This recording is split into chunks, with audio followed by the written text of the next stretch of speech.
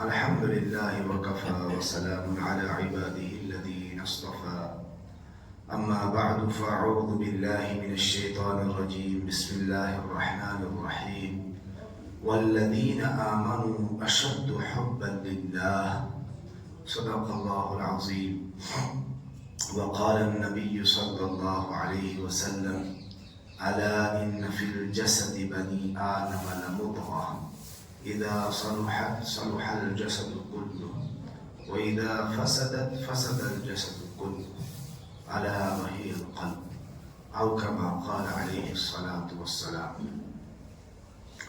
میرے دینی اور ایمانی بھائیوں، اللہ رب العزت کا ہم سب پر احسان فضل و کرم ہوا کہ اللہ رب العزت نے ہمیں ایک بار پھر اکٹھا فرمایا اور اپنی زندگیوں کے بارے میں محاسبہ کرنے کی توفیق عطا فرمائی. اللہ تعالی ہمارے اس بیٹھنے کو ہمارے لیے دنیا میں کامیابی اور آخرت میں نجات کا ذریعہ بنائے. اللہ تعالی نے جو اس انسان کو پیدا کیا ہے، ساری کی ساری کائنات کے اندر اس انسان کو عزت و تکریم بخشی اور اپنے علم کا جو اللہ رب العزت کا علم ہے اس کا جو مخاطب بنایا ہے وہ اس انسان کو بنایا ہے. اور اللہ تعالیٰ نے انسان سے اپنی معرفت کے اصول بیان فرمائے کہ یہ بندے تیرا اور میرا تعلق ہمیشہ صحیح ہونا چاہیے. جب بندے کا تعلق اللہ تعالیٰ کے ساتھ مضبوط ہوتا ہے تو دنیا کے اندر زندگی جینا اس کے لیے آسان ہو جاتا ہے. اور جب انسان کا تعلق اللہ رب العزت سے کمزور ہو جاتا ہے تو پریشانیوں اور مصیبتوں کے اندر گر جاتا ہے. اللہ سے تعلق کیسے مضبوط ہوتا ہے؟ اللہ رب العزت نے جو شریعت ہمارے لیے نازل فرمائی ہے، جو قانون اور طریقہ ہمارے لیے نازل فرمایا ہے، اس قانون اور شریعت کی تابعداری کی وجہ سے انسان کا اور اللہ رب العزت کا تعلق مضبوط ہوتا ہے. اور جب انسان اللہ کے حکموں کو توڑ کر زندگی گزارتا ہے اور اپنی نفسانی خواہشات کو مقدم رکھتا ہے، قرآن پاک میں اللہ تعالیٰ نے فرمایا وَلَا تَتَّبِعِ الْهَوَىٰ. جو انسانی خواہشات ہیں، جو نفسانی خواہشات ہیں، ان کو ہوا کہا گیا. اور قرآن نے فرمایا وَلَا تَتَّبِعِ الْهَوَىٰ. جو تمہارے اندر خواہشات اٹھ رہی ہیں ان خواہشات کی اتباع اور پیروی مت کرنا. پیروی کرنے کا جو حکم دیا گیا ہے وہ ہدایت کا، جو ہدن والا راستہ ہے، جو متقین کا راستہ ہے، جو صراط مستقیم ہے، اس راستے کی تابعداری کا حکم دیا گیا ہے. اور یہ راستہ جو طے ہوا ہے، جو یہ راستہ کمپلیٹ ہوتا ہے، یہ شریعت محمدی صلی اللہ علیہ وسلم سے ہوتا ہے. اب جو شخص اللہ تعالیٰ نے انسان کو اختیار دے دیا ہے کہ انسان اپنے عمل کرنے کے بارے میں مجبور محض نہیں ہے، کہ انسان یہ سوچے کہ یار مجھ سے تو کچھ نہیں ہوتا ہے، یہ سب اللہ تعالیٰ کرتا ہے. نہیں، ہم یہ بلیم نہیں لگا سکتے، ہم یہ نہیں کہہ سکتے کہ یہ سب کچھ جو ہے اللہ تعالیٰ نے کیا، میں جو گناہ کر رہا ہوں یہ بھی اللہ کی طرف سے ہے، جو میں نیکی کر رہا ہوں یہ بھی اللہ تعالیٰ کی طرف سے ہے. نہیں، اللہ تعالیٰ نے اچھائی اور برائی کرنے کا اختیار انسان کو دے رکھا ہے. ایسی بات نہیں ہے کہ انسان کرنے والی ذات تو اللہ کی ہے، ہر حکم کے پیچھے اللہ کی ذات کام کر رہی ہوتی، لیکن بعض لوگ تقدیر کا بہانہ بنا کر اپنے آپ کو پیچھے ہٹا لیتے، جناب تقدیر غالب آ گئی. تو ان سے سوال یہ ہے کہ وہ اپنے آپ سے سوال کر کے پوچھیں کیا ہم تقدیر دیکھ کے آئے؟ کیا آپ نے تقدیر نامہ پڑھا تھا کہ میری تقدیر کے اندر یہی لکھا ہے؟ تو جب آپ کو پتہ نہیں ہے کہ آپ کی تقدیر کے اندر کیا لکھا ہوا ہے تو پھر آپ تقدیر کا بہانہ کیوں بنا رہے ہیں؟ آپ عمل کرنے سے تعلق رکھیے. آپ کا کام یہ ہے کہ آپ شریعت پر عمل کریں, اپنا 100% دیں. والذین جاہدوا فینا لنہدینہم سبلنا. قرآن پاک کے اندر ہم سب سے مطالبہ کیا گیا ہے صحیح راستے کی محنت اور کوشش کا. نتیجے کا اللہ کے اوپر ڈالنا ہے. ہمارے اوپر ذمہ داری یہ ہے کہ ہم ان حالات کے اندر, جن بھی حالات کے اندر ہم ہوں, ہم 100% دیں. ہم محنت کریں, ہم کوشش کریں, ہم صبح اٹھیں. آدمی یہ کہے میرا صبح ہم جو ہے اٹھ نہیں پائے چونکہ اللہ تعالیٰ نے نہیں چاہا تھا کہ میں نماز نہ پڑھوں. اللہ تعالیٰ نے چاہا ہی نہیں تھا کہ میں نماز پڑھوں, اس لیے میں سو گیا. یہ تو اللہ رب العزت پر تہمت لگانا ہو گیا. بھئی آپ نے کہاں دیکھا یہ؟ آپ کو کس نے بتایا اللہ تعالیٰ یہی چاہ رہا تھا؟ کیا اللہ تعالیٰ یہ چاہے گا کہ تم نماز نہ پڑھو؟ ہاں, تم اپنی سستی کی وجہ سے مسجد میں اللہ کے سامنے حاضر رہی. تم اپنے عمل کی بدولت اگر تم یہ چاہتے تو تم مسجد جا سکتے تھے. تمہاری ٹانگیں درست تھی, تمہاری آنکھیں بالکل ٹھیک تھی, تمہارا دماغ بالکل ٹھیک تھا, تم مسجد جا سکتے تھے. لیکن تم نے چونکہ اللہ کے حکم کو اہمیت نہیں دی اس لیے تم مسجد نہیں جا پائے. تم نے اللہ کے حکم کو اہمیت نہیں دی اس لیے تم حج پہ نہیں جا پائے. تم نے اللہ کے حکم کو اہمیت نہیں دی اس کی وجہ سے تم زکوٰۃ نہیں ادا کر سکے. تم نے اللہ کے حکم کو اہمیت نہیں دی اس لیے تم سود کھاتے رہے. تم نے اللہ کے حکم کو اہمیت نہیں دی اس لیے تم جھوٹ بولتے رہے.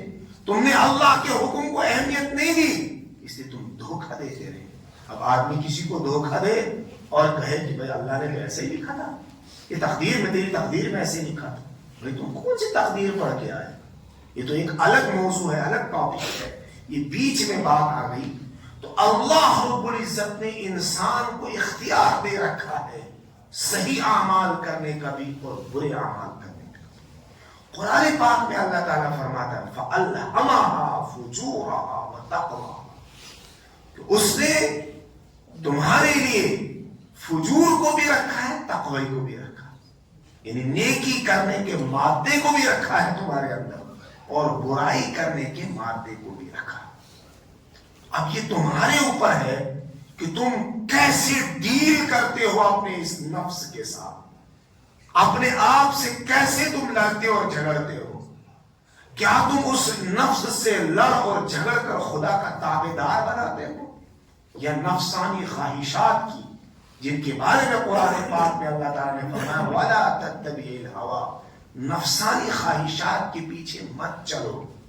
اگر تم نفسانی خواہشات کے لیے ایک قدم اٹھاؤ گے تو تمہارا دل سیر نہیں ہوگا, تم مزید گناہ کرنا چاہو گے. اور پھر جب تم وہ گناہ بھی کر لو گے تمہارا دل چاہے گا اور گناہ کر لے. جب وہ گناہ بھی تم کر لو گے تمہارا دل چاہے گا میں اور گناہ کروں. ہر گناہ اپنے بعد 10 گناہوں کے راستے کھولتا ہے اور ہر نیکی اپنے بعد دوسری نیکی کا دروازہ کھولتی ہے. یہ انسان تک ہے کہ وہ اپنے اعمال کے ذریعے سے رب العالمین کا قرب حاصل کرتا ہے یا شیطان کا تابعدار بن کر اس نفسانی خواہشات کی اتباع زندگی گزارتا ہے. تو انسان کے اندر جب تابعداری کا جذبہ پیدا ہوتا ہے تو وہ رب العالمین کا مقرب بنتا ہے. اللہ رب العزت کی کسی کے ساتھ دوستی نہیں ہے خاندانی اعتبار سے کہ یہ خاندان اور یہ لوگ اور یہاں کے لوگ اور وہاں کے لوگ. اللہ رب العزت کے نزدیک تمام کے تمام لوگ عیال ہیں اللہ تعالیٰ کی. الخلق عیال اللہ, تمام کی تمام مخلوق اللہ رب العزت کا ایک عیال ہے, کنبہ ہے.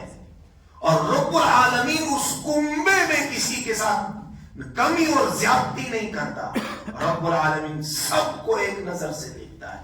ہاں فرمایا گیا جو تقوی والے لوگ ہوں گے جو پرہیزگار لوگ ہوں گے، شریعت پر عمل کرنے والے لوگ ہوں گے، وہ رب العالمین کے مقرب بندے ہوں گے، وہ اللہ رب العزت کے مقرب بندے ہوں گے۔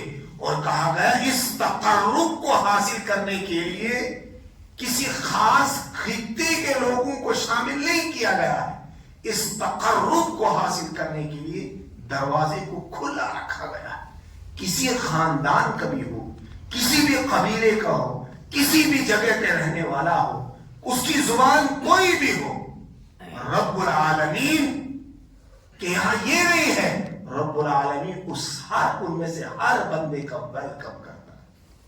اور فرمایا اب جو یہ تقرب حاصل ہوگا یہ انسان کی دلی کیفیات پر مبنی ہوگا، کہ انسان کا دل اگر دل صحیح ہوگا، اگر دل کے اندر اللہ کی محبت ہوگی تو انسان کے جسم سے اعمال جو صادر ہوں گے وہ صحیح ہوں گے۔ لیکن اگر دل دنیا میں اٹکا ہوا ہوگا، یہ دل بڑی زبردست چیز ہے۔ حدیث مبارکہ کے اندر آتا ہے، اللہ کے رسول صلی اللہ علیہ وسلم نے فرمایا کہ یہ جو قلب ہے، جو انسان کا دل ہے، یہ رحمان کی 2 انگلیوں کے درمیان میں ہے۔ رب العالمین چاہتا ہے تو اس کو خیر کی طرف لے جاتا ہے، رب العالمین چاہتا ہے تو شر کی طرف لے جاتا ہے۔ لیکن رب العالمین اس کرنے کے لیے، اس عمل کو، اس پروسیس کے لیے انسان کی طلب کو دیکھتا ہے، انسان کی اجتہاد، محنت اور کوشش کو دیکھتا ہے۔ کوئی آدمی یہ سوچے کہ میں کسی بڑے سے میدان کے اندر بیٹھا ہوں اور میرے لیے ہر چیز کا انتظام ہو جائے، اس کے لیے محنت اور کوشش نہ کرے، تو کہا جائے گا، اگر لوگ اس کے پاس جائیں گے تو کہا جائے گا تم ایک بیوقوف آدمی ہو۔ یہ دنیا ہے، یہاں ہاتھ پیر ہلانے پڑتے ہیں، یہاں کچھ کرنا پڑتا ہے، یہاں تک کہ کبھی کبھی تو اپنے اس پیٹ کے لیے لوگوں کے سامنے بھیک مانگنے کے لیے ہاتھ بھی پھیلانا پڑتا ہے۔ اس سے کہا جائے گا یہاں احساس کرنے والے لوگ نہیں ہیں، یہاں ایسے لوگ نہیں ہیں جو آپ کی منشا کو سمجھ جائیں، جو آپ کی دلی کیفیات کو سمجھ جائیں۔ تمہیں کچھ کرنا پڑے گا تب تمہیں کچھ حاصل ہوگا۔ ایسے ہی میرے بھائیوں، اگر ہم اللہ کا تقرب چاہتے ہیں اور ہم یہ سوچ لیں کہ بس ہم بیٹھے رہیں، ہم بستر پر سوئے رہیں، ہمیں کوئی جگانے والا جگائے گا، ہمیں وضو کرائے گا، ہمیں اٹھائے گا اور پھر ہمیں مسجد میں پہنچائے گا اور پھر ہم سے کہے گا قرآن پڑھو۔ ایک عجیب بات میں آپ سے کہنا چاہتا ہوں کہ یہ جو تقرب حاصل ہوتا ہے رب العالمین کا، اس کے بارے میں علماء نے لکھا ہے کہ کچھ چیزیں ہیں جن چیزوں کو اپنانے سے رب العالمین کا تقرب حاصل ہوتا ہے۔ فرمایا پہلی چیز اس میں قرآن پاک کی تلاوت ہے۔ جب انسان قرآن کی تلاوت کرتا ہے تو ہم سب کو پتا ہے قرآن اللہ رب العزت کا کلام ہے۔ یوں سمجھ لیجئے جیسے میں یہ باتیں کر رہا ہوں، یہ میری باتیں ہیں، ایسے قرآن میں جو کچھ لکھا ہوا ہے وہ خود رب العالمین کے الفاظ ہیں۔ جب انسان قرآن پڑھتا ہے، جب انسان قرآن پڑھتا ہے تو گویا رب العالمین اس سے بات کرتا ہے۔ نبی اکرم صلی اللہ علیہ وسلم نے فرمایا اگر تمہارا دل چاہے کہ تم خدا سے بات کرو، تم خدا سے بات کرو، تو تم نماز پڑھ لیا کرو، کیونکہ نماز میں تم اللہ سے باتیں کرتے ہو۔ اور اگر تمہارا دل یہ چاہتا ہے کہ رب العالمین مجھ سے کنٹیکٹ کرے، رب العالمین مجھ سے میٹھی میٹھی باتیں کرے، تو تم قرآن پڑھ لیا کرو، اس لیے کہ قرآن پڑھنا گویا رب العالمین کا تم سے کلام کرنا ہے۔ فرمایا پہلی چیز اس معرفت کی سیڑھی میں رب کے اس تقرب کو حاصل کرنے کے لیے قرآن کی تلاوت ہے۔ ایک عالم بیان کر رہے تھے، انہوں نے فرمایا کہ ایک امام صاحب ایک بستی کے اندر گئے تو لوگوں نے ان کی دعوتیں کرنی شروع کی کہ بھئی امام صاحب آئے ہمارے محلے کے اندر، نئے نئے امام صاحب تو لوگوں نے دعوت کی، ایک نے بھی کی، دوسرے نے بھی کی، ایک شخص نے ان کی دعوت کی اور دعوت کرنے کے بعد امام صاحب واپس مسجد میں اپنے روم میں. لیکن اب دوسری نمازوں میں جب بھی اس شخص کو دیکھتے ہیں تو وہ شخص منہ موڑ کے بھاگ جاتا ہے. یہ سلسلہ چلتا رہا.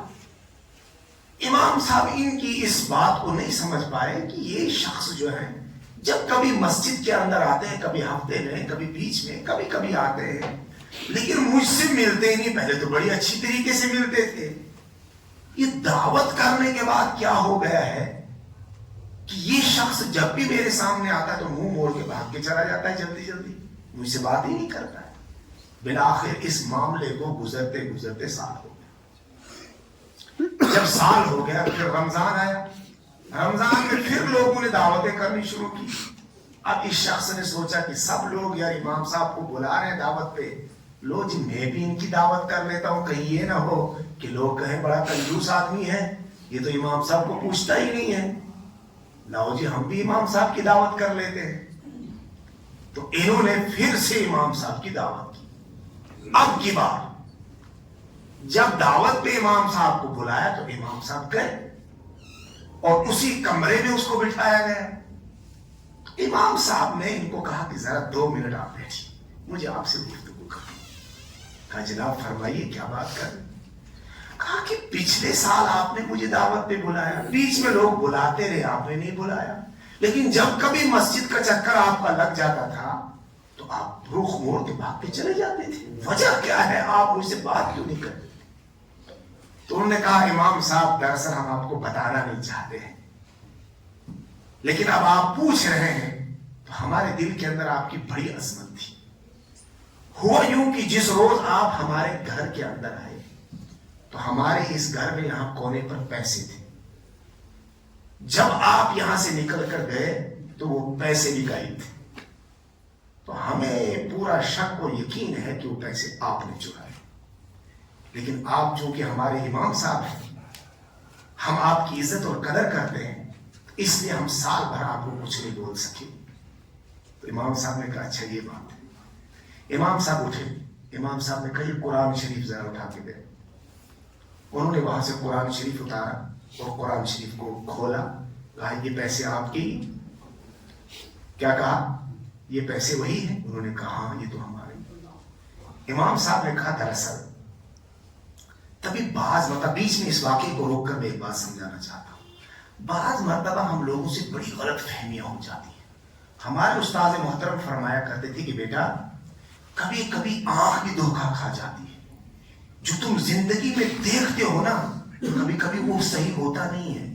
تمہیں لگتا ہے کہ بالکل صحیح ہے جناب, ہم نے خود اپنی آنکھوں سے دیکھا, لیکن اس کے پیچھے کی ایک کہانی ہوتی ہے وہ بالکل الگ ہوتی ہے. جب وہ کہانی تمہارے سامنے آتی ہے تب تمہاری نگاہیں ہوتی ہے یار ہم تو بالکل غلط راستے پر تھے. بالکل ایسا ہی اس واقعے کے اندر ہے.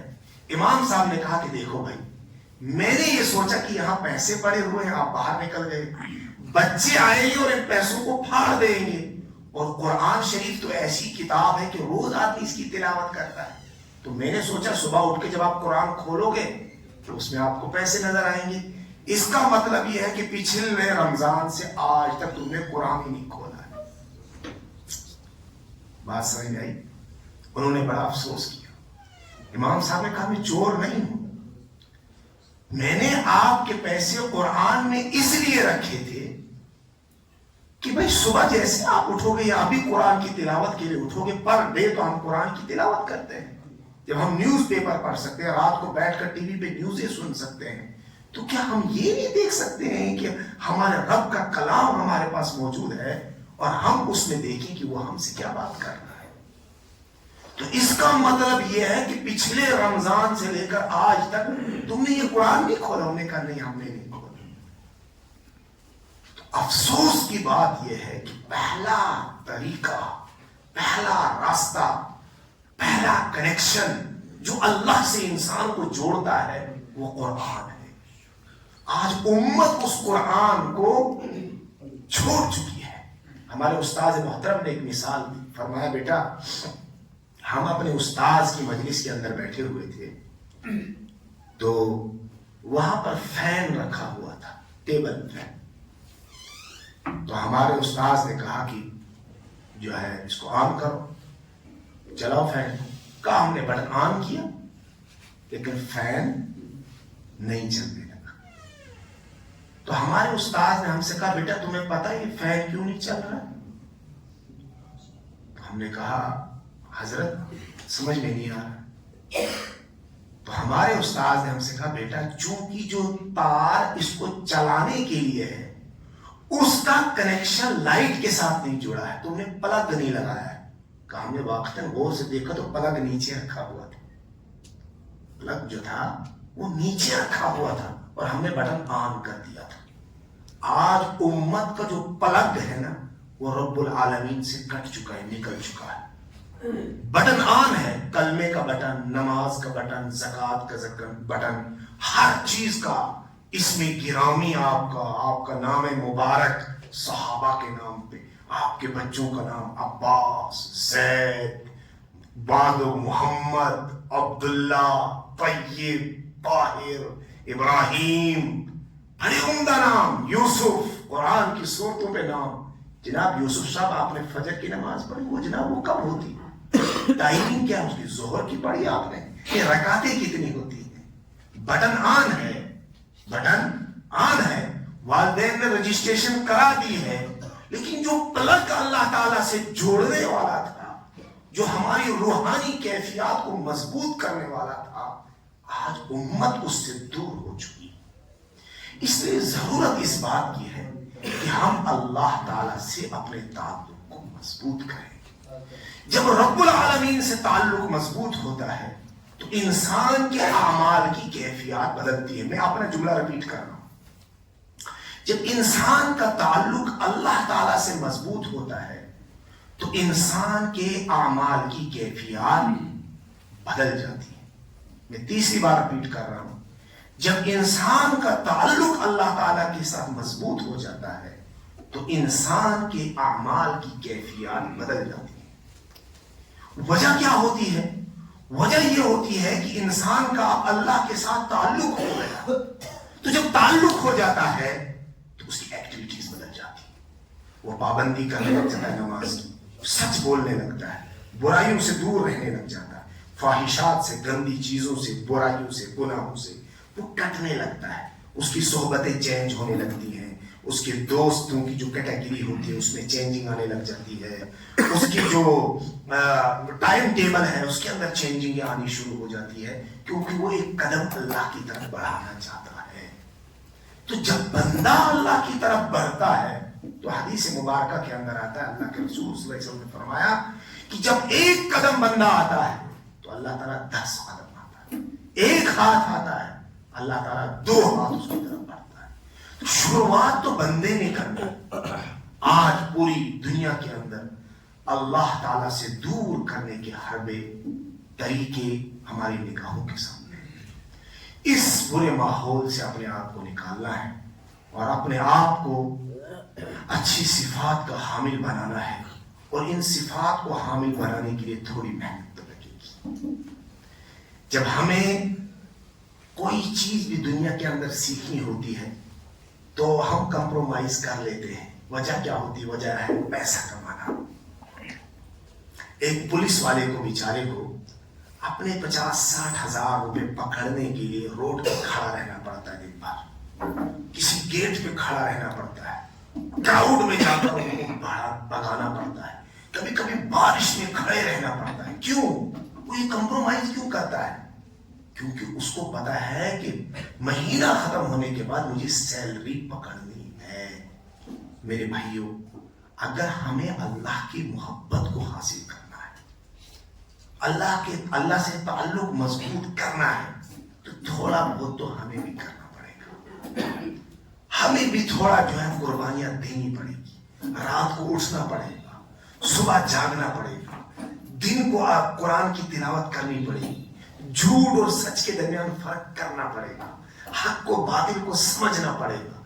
تب جا کے انشاءاللہ ہمارے اندر بھی وہ کیفیات پیدا ہوگی. اللہ رب العزت ہم تمام کو ان باتوں پر عمل کرنے کی توفیق عطا فرمائے. وآخر دعوانا الحمدللہ.